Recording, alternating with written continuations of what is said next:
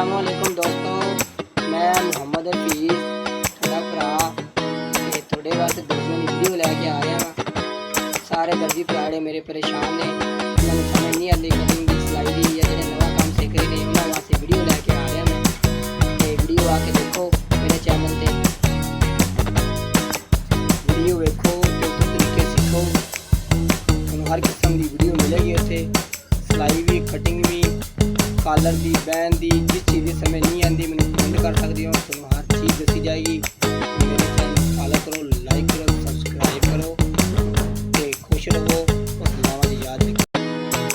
अस्सलामुअलैकुम दोस्तों, मैं मुहम्मद हफीज़ थोड़ा भरा ते थोड़े वास्ते दर्जियों की वीडियो लैके आ रहा वा। सारे दर्जी भराड़े मेरे परेशान ने, उन्होंने समझ नहीं आती कटिंग की सिलाई की या जो नवा काम सीख रहे हैं उन्होंने वास्ते वीडियो लैके आ रहा मैं। वीडियो आके देखो मेरे चैनल ते, वीडियो वेखो तो तरीके सीखो।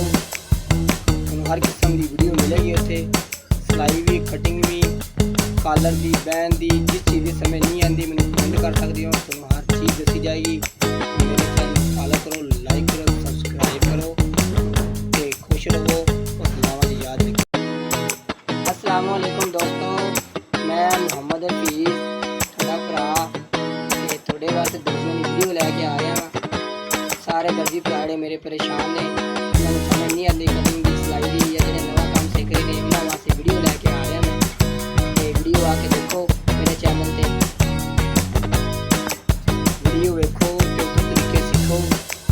तुहानू हर किस्म की वीडियो मिलेगी उत्थे, सिलाई भी, कटिंग भी, कॉलर की, बैन की, जिस चीज़ की समझ नहीं आती मैंने कमेंट कर सकते हो। तुम हर चीज़ दसी जाएगी। मेरे चैनल फॉलो करो, लाइक करो, सब्सक्राइब करो ते खुश रहो।